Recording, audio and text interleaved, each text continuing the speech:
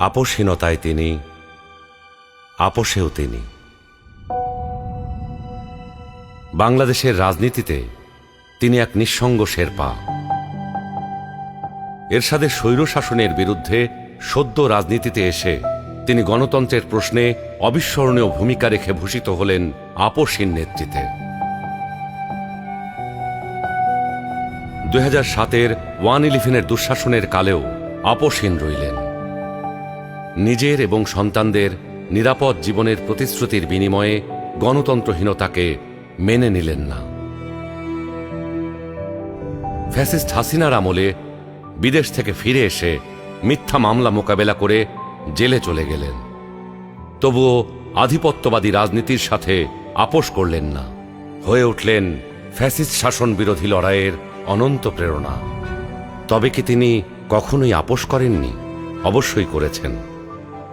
দেশের বৃহত্তর স্বার্থে অনেক গুরুত্বপূর্ণ মুহূর্তে উনি এমন সব বিষয়ে আপোষ করেছেন যেটা না করলে কেবল গণতন্ত্র নয়, বাংলাদেশের স্বাধীনতা সার্বভৌমত্বই বিপন্ন হয়ে পড়ত।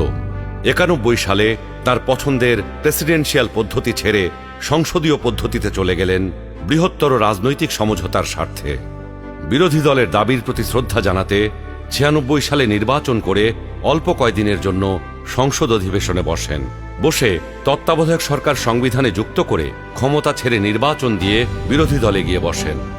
2008-এ একপেশে এবং অসমান নির্বাচনী ক্ষেত্রের কারণে পরাজয় নিশ্চিত জেনেও নির্বাচনে অংশ নেন গণতান্ত্রিক ধারাবাহিকতা রক্ষার জন্য।